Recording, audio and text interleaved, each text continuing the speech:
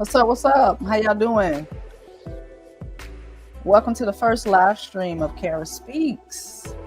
I'm gonna give everybody a minute to get in the room. If you are here with me live, put a one in the chat or put a thumbs up or whatever. If you are watching the replay, make sure that you type in the comments that you watch it from the replay. Let me see you. I want to know who's checking in. So like I said, welcome. Let's turn some of this music down. Today we're going to be talking about obedience is better than the sacrifice. I got a testimony, y'all. Tonight is not about content creation. It's not about performance. It's about the testimony. Okay. I'm gonna give it to y'all real today, and I want y'all to let me know if you checking in. Some housekeeping rules. We want to keep it respectful. Always. If y'all see me glitching a little bit, my signal is a little bad. And also I'm sitting in the house, my AC broken. Okay. I got the fans on. If y'all hear it, that's what it is. It's the fans running. Hey, right now it's like 88 degrees in my house. So I'm trying to cool it down a little bit. Thankfully, it's not too hot outside in Georgia. So y'all pray for me. All right. Pray for me. First of all, I want to let y'all know that I have a book out. It is called Healing Costs Me Everything, and it is available right now on Amazon. You can go and copy it right now. I have an ebook and I have a paperback. It is, if it resonates with you, please leave me a review. It is something that I wrote because I felt that I was called to write. It is 100% spirit and it's something that really meant a lot to write. It is something that healed me. And hopefully, prayerfully, that it can do the same for you. So if you feel like you want to finally be set free and you want to finally see yourself in a mirror, then this book is for you. If not, I wish you well on your journey. So, yeah, I'll give a few more minutes. Let everybody get on in the room.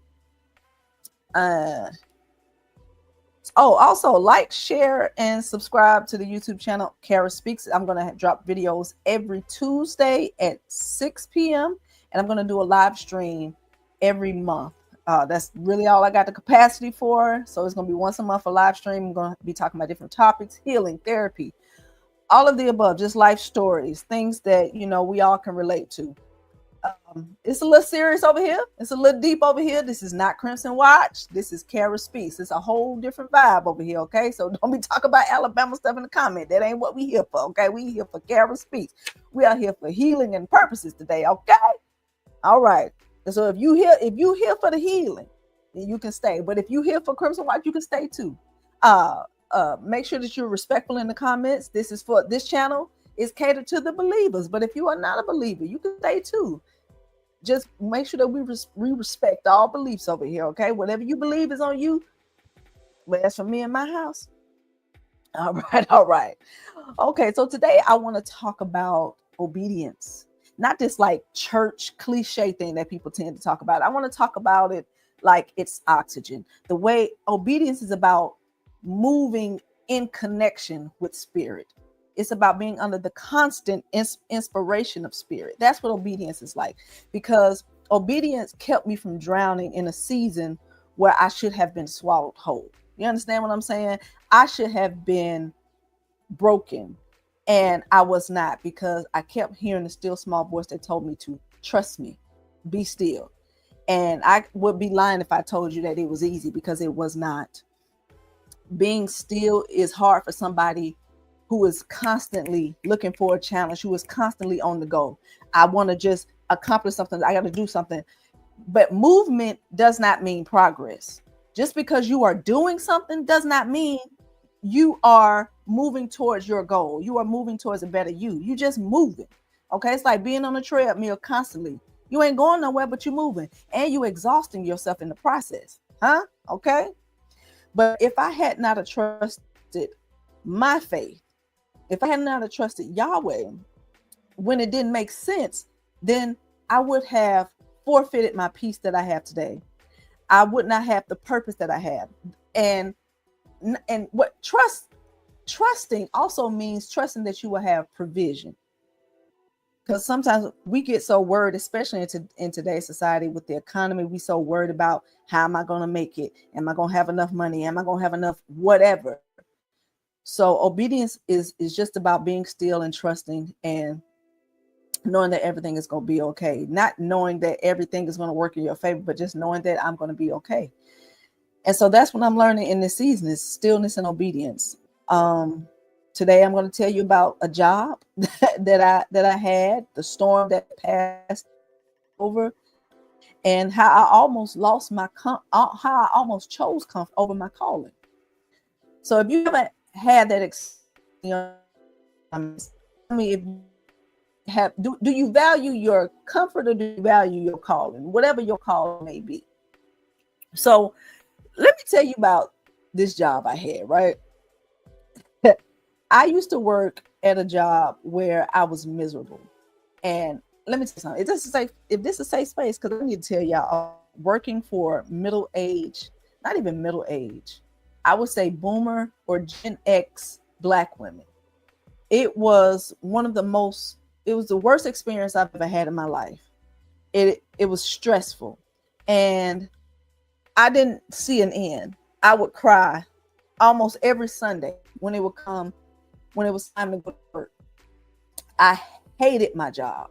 Absolutely hated it. I had problems every single day because certain Black women would make my job difficult. The micromanaging, the constant anxiety, the constant changes. And I like security. I like stability. I like to know what I'm walking into every single day. And I did not get that in that job.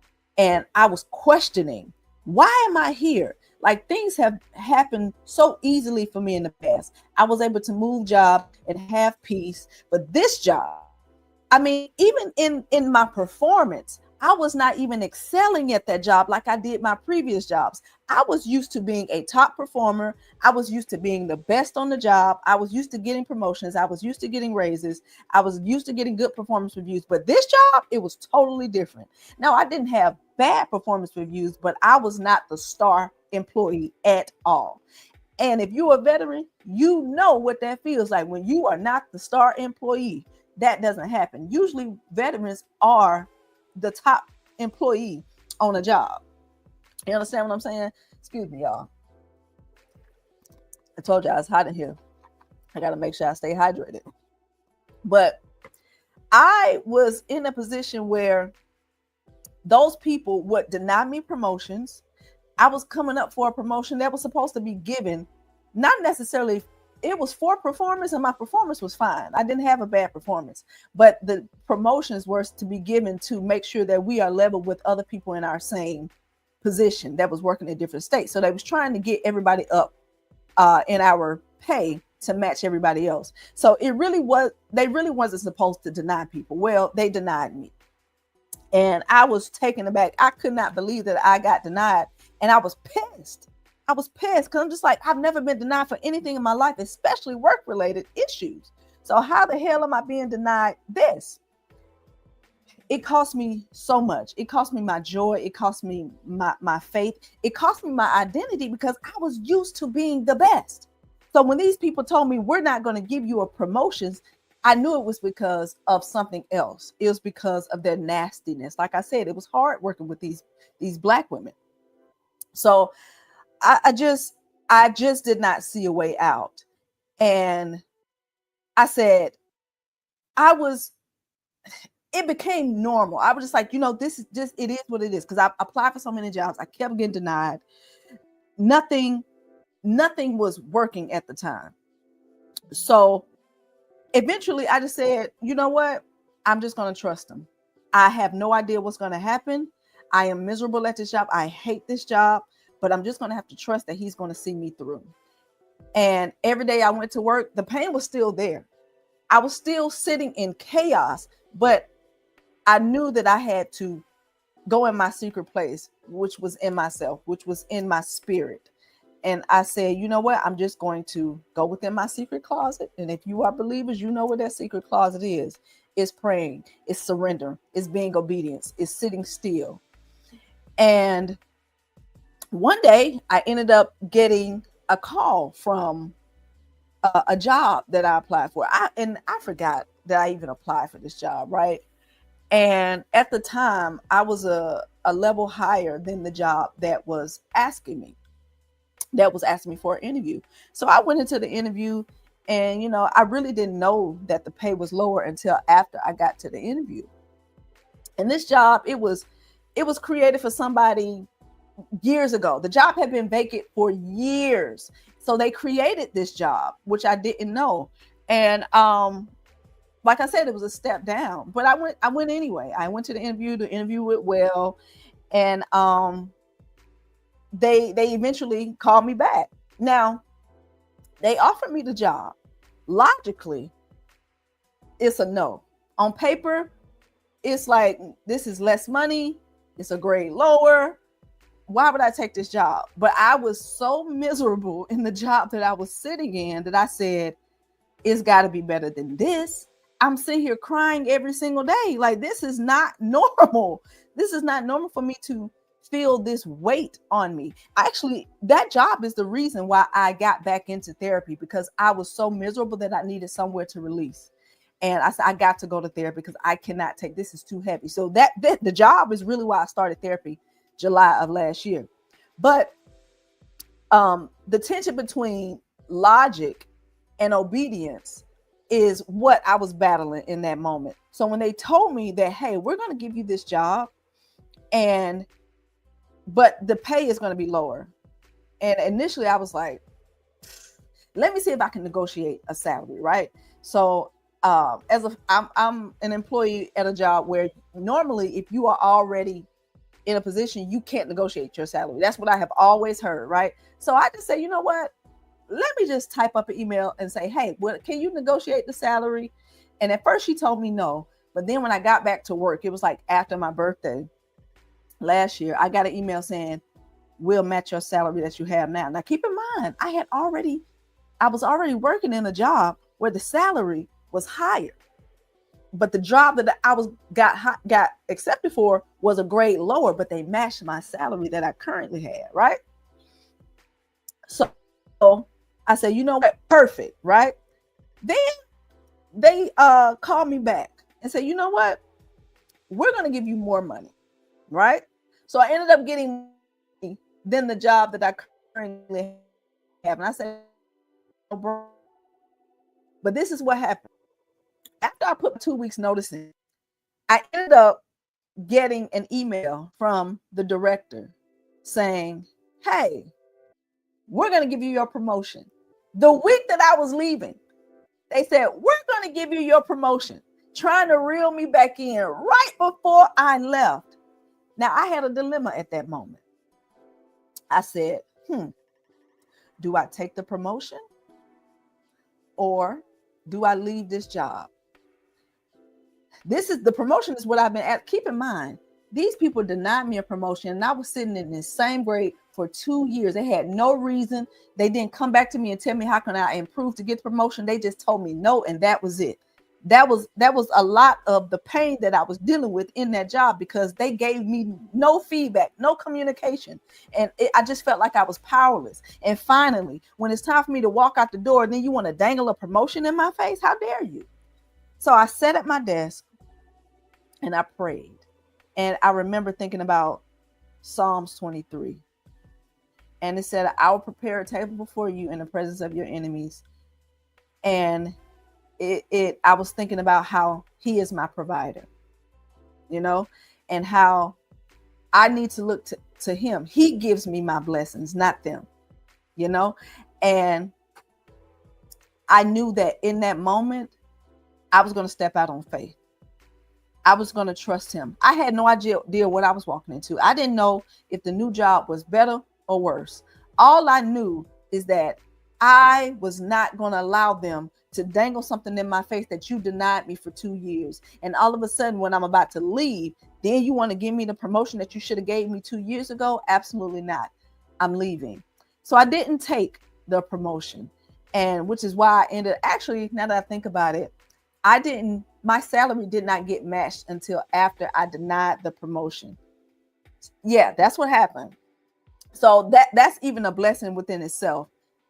The fact that I denied the promotion and then I ended up getting more money on this next job right after that shows you what obedience would do. Had I not been obedient and I would have took that job, I would have been miserable. I would not have written the book because I would have been too distracted working at being at this job. So I didn't take it, and I ended up getting a job where I have peace now. So that's what I stuck to, and it was the best decision that I could have made, because the job that I had, it was just too much for me. Now I have comfort and I can pour into my calling at the same time, because now my mind is clear. So, sometimes we feel like we want to have status, right? Because if I would have kept that job, the title itself would have made me look prestigious. Not even necessarily prestigious. It would have made me look like, oh, she's this and she's that, versus a job where I'm just a regular employee. But being a regular employee is peace. I would take peace over paper any day. So trying to balance that was something different that I had never experienced before. Let's take a break. Tell me, have y'all been in that situation before, where you have been offered another position that was lower, but it ended up being the best decision for you? Put it in the comments. Let me know. Let me know what you gained from that experience. Are you in a current bad situation now? Are you in a toxic job now? How are you managing that? How are you dealing with that? Also, I want to just say thank y'all for being here. Talking about these things and talking about a testimony and just telling your business on the internet is not for the faint of heart. Everybody can't do this. But if it's going to help somebody, I'll do it 100 times. I never thought I'd be the type of person to be on the internet talking about feelings and emotions and all of those things. But here we are. Here we are. But so like I said, the job I have now is about peace.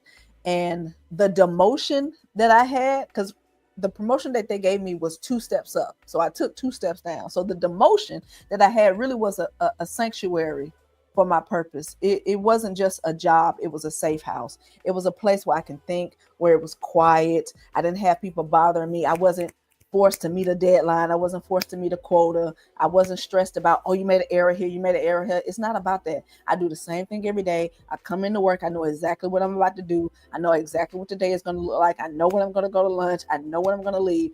Everything is dress right dress. It's easy.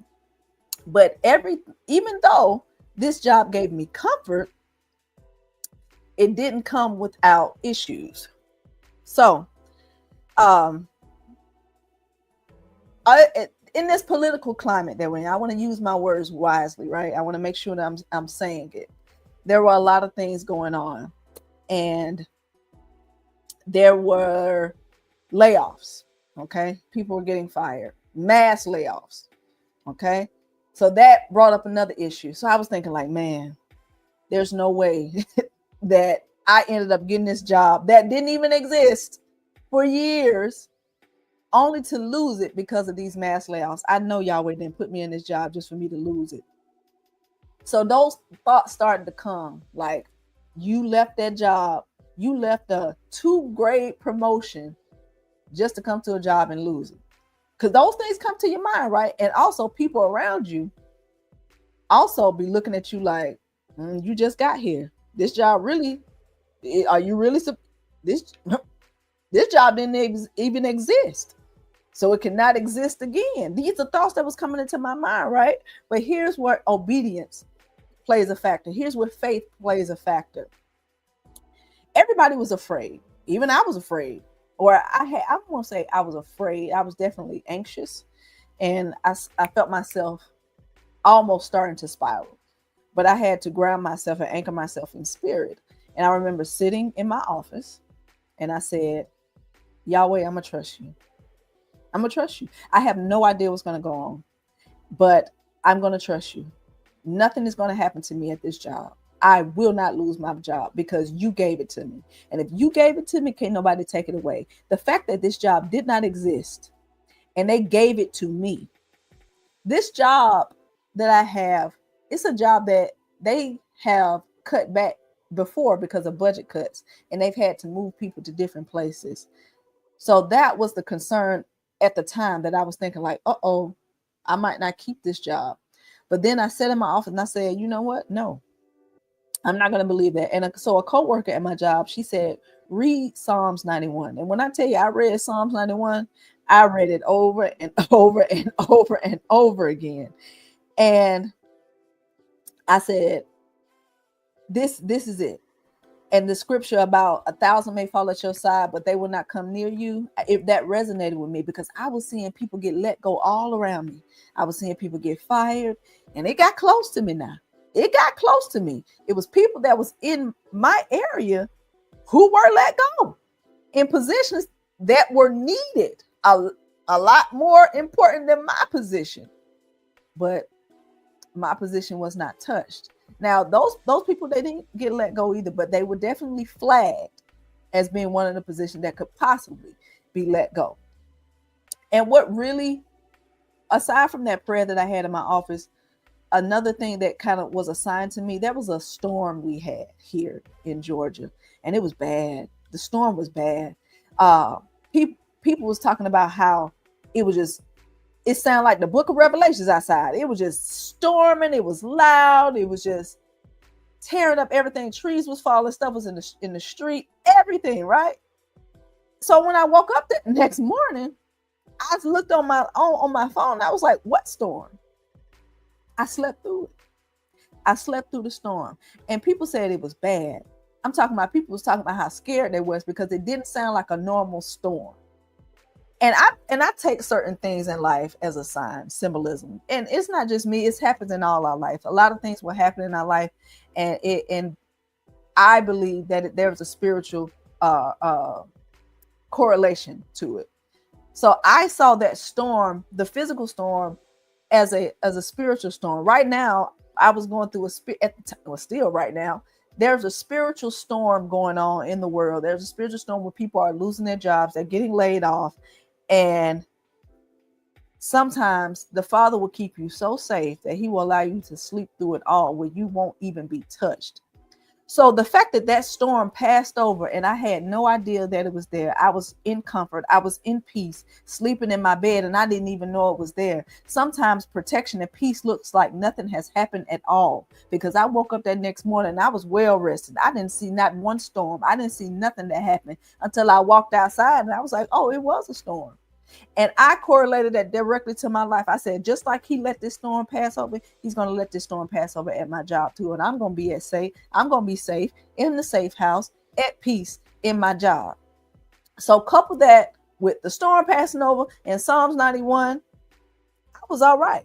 I knew I was going to be good. You know what I'm saying? Y'all feel me in that? Let y'all feel me. Tell me in the comments. Tell me how you know how you have seen grace abide over your own life. So, knowing that happened, imagine if I did not trust. Imagine if I would have let my anxiety take hold, right? Imagine if I would say, oh, it's a storm, and I woke up in the middle of the night and got nervous, hearing the storm, not being able to go back to sleep, hearing about those layoffs, wanting to jump ship to get another job. Imagine if I would have done that, because I thought about it. I said, I'm so sick of hearing about all these layoffs. I'm so sick of hearing about everybody getting fired. I'm going to just find me another job so I can be prepared, because I ain't going to deal with this. Imagine. He said, no, don't do that. You be still. I got this. You sit on down. Be still. Haven't I taken care of you before? All right, then chill out. So that's what I did. And the reward that I got for it. And when I think about not just the storm that happened, but the fact that I had a very hard friendship breakup in addition to dealing with the job insecurity, and that, that type of stuff can put a lot of stress on you. And in that moment, that's why trust and obedience is important, because you're not in control of any of it. I'm not in control of any of it. And if I would have jumped ship, I would have lost everything that I have learned in the process for these last 8 months. If I had not trust the Father's timing and try to do things on my own and control the situation, I wouldn't have purpose. I wouldn't have peace. I wouldn't have my book. I wouldn't have the ideas that have continued to flow from just having a peaceful mind, having a peaceful job, having a peaceful life. I was one decision away from forfeiting all of it. I would not have had. That's what happens when you try to control the situation, when you try to control the outcome. He is allowing a domino effect to fall, of things in your life to fall, because he is setting you up for something. And you don't even know. 7 months ago, hell, 2 months ago, I wasn't thinking about writing no damn book. I was not there. I never had no idea to say, you know what? I'm going to write a book. You know what? I'm going to complete therapy. I wasn't thinking about that. I thought I was going to be in therapy at least to the end of the year. I was thinking about eventually ending it, because I'm just like, you know what? I'm starting to feel like I'm nearing the end. But I had no idea it was going to end in July. He was setting me up. He said, I need to close all of these chapters so I can position you where I need you. I'm going to close the chapter in your friendships. I'm going to close the chapter in these jobs. I'm going to close the chapter in your therapeutic relationships, because I want you by yourself, because I got something to give you. And the only way I'm going to be able to give it to you if you are obedient to what I tell you to do. And all I need you to do is nothing. All I need you to do is trust me. That's it. That's what he has been telling me. It is a lot of chaos going on in the world right now. Okay? A whole lot of chaos. And the only things that keep me anchored is my faith, is spirit. That's it. Now, I'm not here to preach to y'all. I'm just here to tell y'all what I have been through. And the thing is, I haven't been through nearly as much as some of y'all may have gone through. I know I haven't been through nearly as much, but spiritual warfare is spiritual warfare. Okay? What's small to you is big to somebody else. What's big to you is small to somebody else. Or what's small to you is big to somebody else. You know what I'm saying? But the principle remains the same. At the end of the day, we all just got to trust what we know to be true. And that's what I had to do. And because of that, I was given something that I wasn't even praying for, where it was in my heart's prayer, but I wasn't verbalizing the prayer. I wasn't praying for purpose. I was praying for stability. I was praying for security. I was praying to have a job where I didn't have to worry about losing it. And instead of giving me a job where where there was no issues of laying off and mass layoffs, he gave me something to trust in, to know that you're going to be fine. He gave me something to put my focus in. And that was me. I'm pouring into me now. I'm not concerned about what's going on, because I'm too busy trying to pour into my purpose, trying to pour into myself. Everything that I was looking for in everybody else, he said, it's already in you. You already got what you need. You got the tools. So that's what I focused on. And and therapy and journaling and all of these things, those were the catalysts to what you see today. This created Kerah Speaks. The peace that I have, the silence, the quieting of the noise, to be able to hear spirit tell me where I should go, tell me what I need to do. And I'm not talking about hearing a voice from heaven. I'm talking about a feeling that leads you to do something. You know, sometimes when you're about to make a decision, you say, I don't know why I did it. I just felt like I needed to do it. What do you think that is? What do you think that is? So trust that spirit. Don't doubt it. And don't let anybody else come around you and make you feel like, oh, you shouldn't have done that. Because that's what, even before I took the job, there was a woman at work who's older, and she was skeptical about me taking the position, right? And she was like, I don't know about that. I don't know if you should really take that, because that job, they didn't move people from that job. They didn't lay people off. that used to have that job. A lady had it for years, and then they let her go because they got rid of that position. I said, well, they brought the position back. They created it, and I got it. So, you know, and she was like, oh, okay, okay. And now it's almost a year now that I'm still in that position. And she told me, she said, you know what? I look at that job that you have, and I think about how that job was created just for you. So I was like, yeah, it was. So imagine if I would have listened to her and didn't take the job because out of fear, thinking that, oh, they're going to get rid of me. I would have still been in a miserable job, crying every Sunday, getting ready to go to work on Monday. And who's to say that I would have kept my job over there? Because I told you, I wasn't the best at performance over that job. They made it very difficult. Actually, it was a lot of people who weren't good in their performance over there. But who's to say that they wouldn't have walked me out the door because I made a decision based on fear? You know, we're all just one decision away from forfeiting everything that we could possibly get later. So it's about trust. The job that I have is a bridge. It was a bridge to my purpose. It was a bridge to the peace that I have now. You know, it wasn't a detour. It didn't get me off the path of what I was supposed to be doing in life. And on top of that, like the job I have, there's no career advancement. There's no way that I could get promoted higher in this job. I can get a raise, but at this point I'm almost tapped out. So it's not like I took the job that got career advancement, but what I have is spiritual advancement.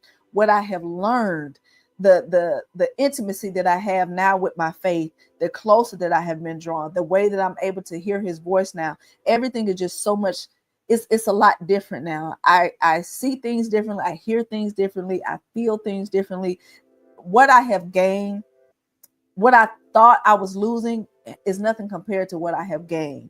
So yeah, I might not advance in my career, but I have advanced in my spirit. And I can't trade that for the world, you know. Yeah, I'm not going to grow professionally here, but I grew internally, and I'm safe. I'm safe enough to rest in this job. I'm safe enough to explore and dream. I'm safe to, you know, think about, hey, how can I pour into my creative side? How can I give space to my creative side? Because when I was working in that, you know, job where I had stress, I wasn't thinking about my creativity. You know, it was hard because I came home, I was just so tired. I said, I just want to go to bed. I just had no motivation. I didn't want to do anything else because I was in survival mode. Now I'm creating from a place of overflow. Now I got time, I got peace, I got it all, you know. So I can give time to the Kerah that I've always dreamed to be.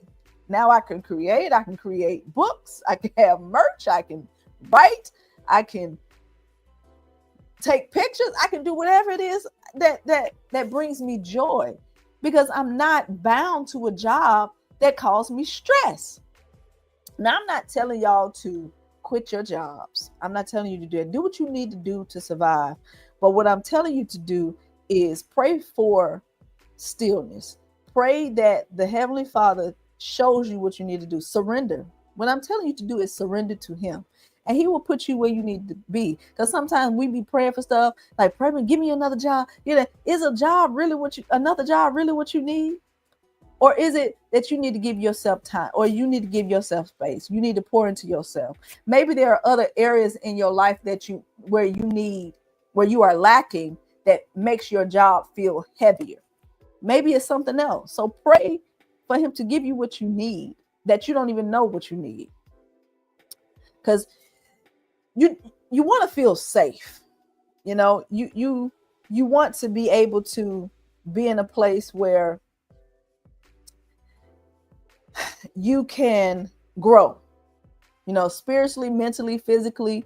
And the only way to do that is to surrender.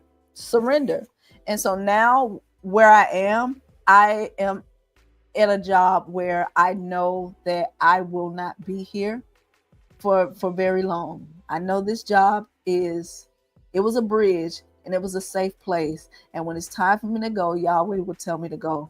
And I'm going to come in the same way that I went out, in peace, with the path set before me, because the job is doing what it needs to do right now. It's giving me space, it's giving me financial stability, it is giving me security. And once the Father has already gone before me and set the path. I'm just going to walk. My job is to walk the path. Yea, though I walk through the valley of shadow of death, I shall fear no evil. I'm just walking. I'm just walking with the Spirit. That's all. That's my only job, is to keep walking.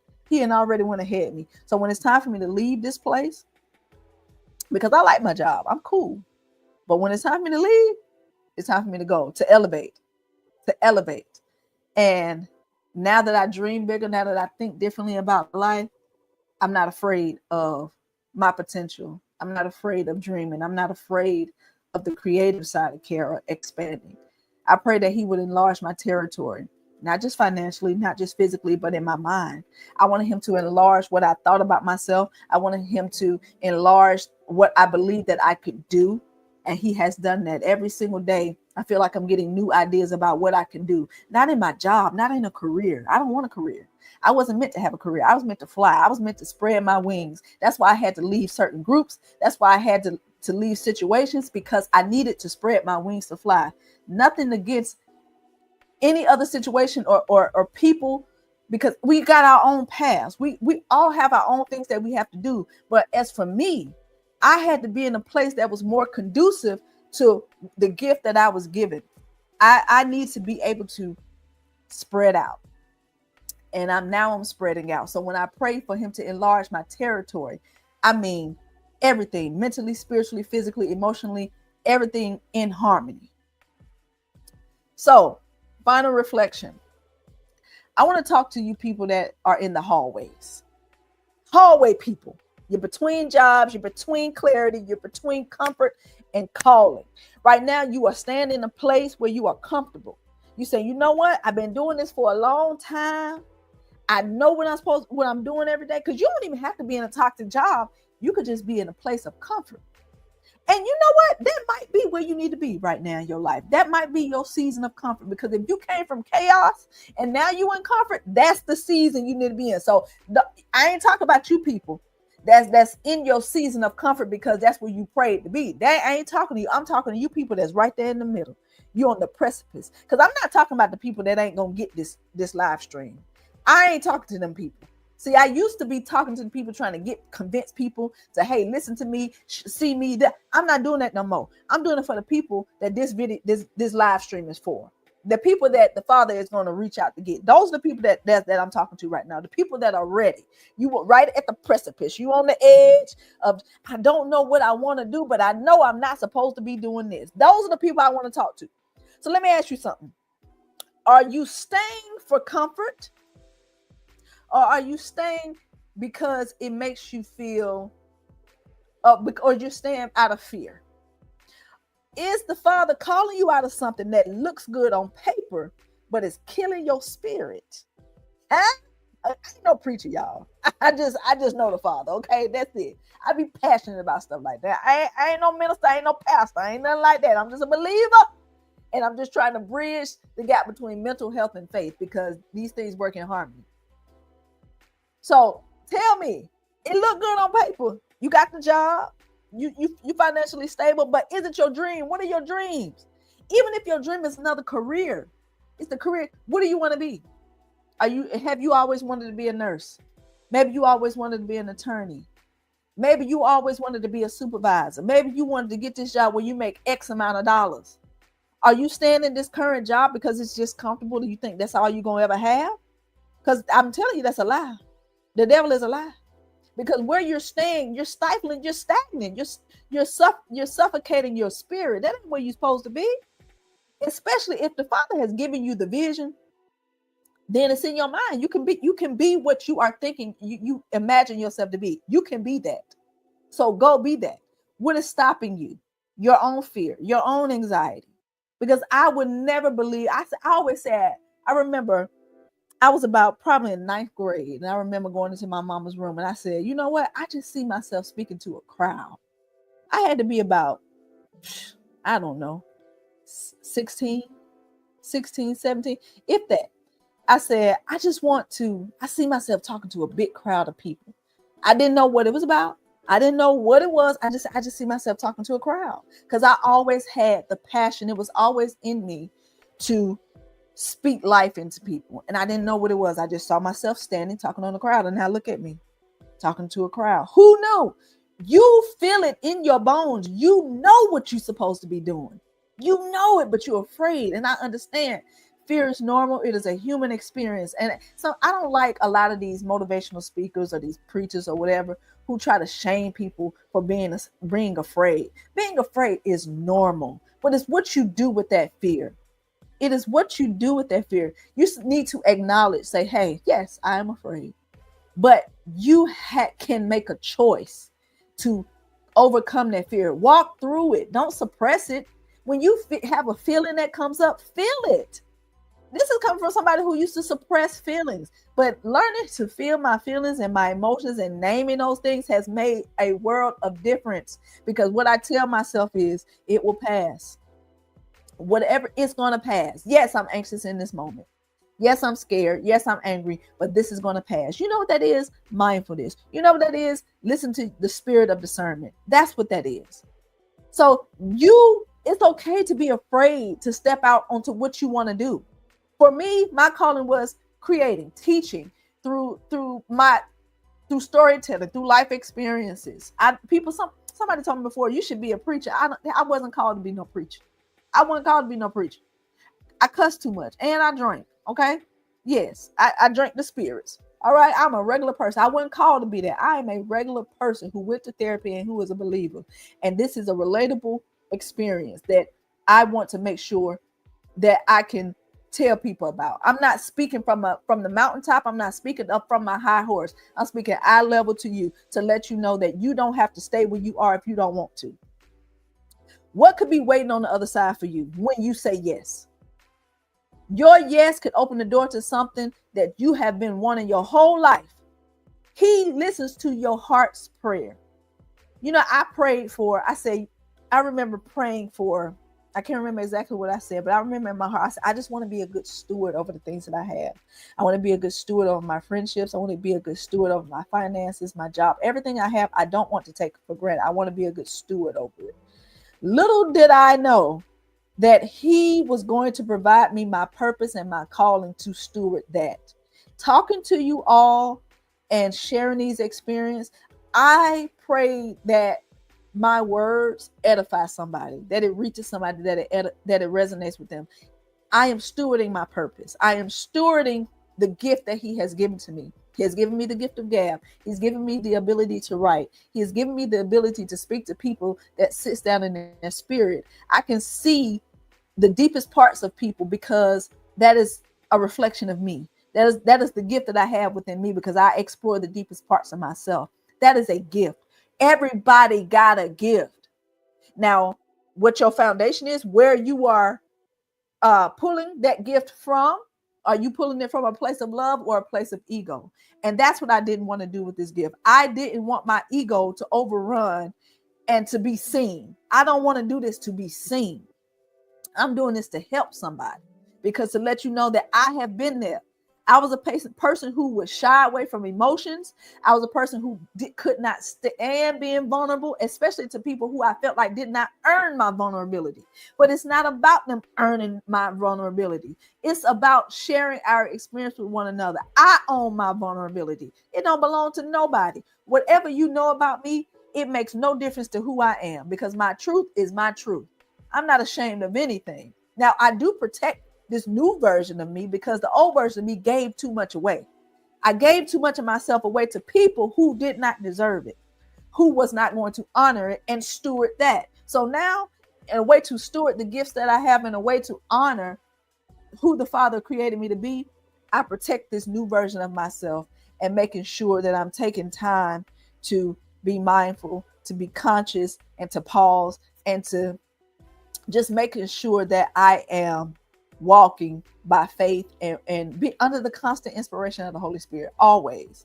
So my final thoughts to y'all, because I kind of feel like I kind of went off on a tangent, is the job that I have did not exist until the Heavenly Father said it was time. And when he says that it's time to go, you have to leave. And understand that you will be covered when you leave because you surrendered. So I'm telling you to surrender to that spirit that is in you, that spirit that is calling you out of whatever level, that comfort, that cage of safety that you feel that you are in. Listen to the spirit, listen to that thing that is pulling at your heart, telling you to come on out.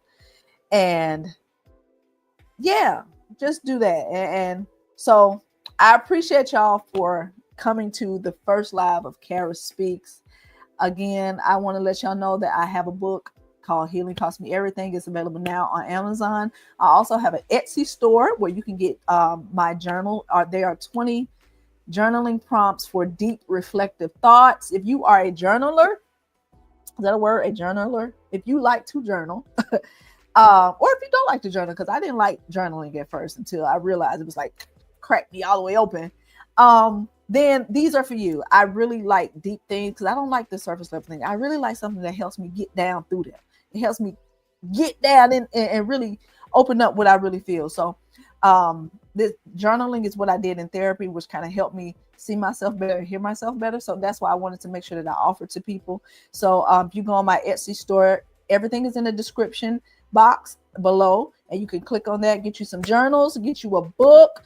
Make sure that you leave me a review on Amazon, also on Etsy. Leave me a review. Go on there. I have some other things that I haven't really started promoting yet, but if you go on there, you'll be able to see it. So it's kind of like a soft launch, but I'll start promoting those things later.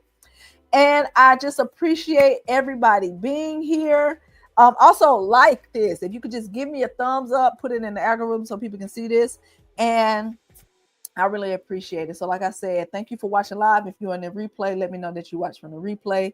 And I will see y'all next month. Make sure that you watch the videos every Tuesday. Actually, there's a video that just dropped on Tuesday. So make sure that you go on my YouTube and check that out. Everything you can see is on YouTube, okay?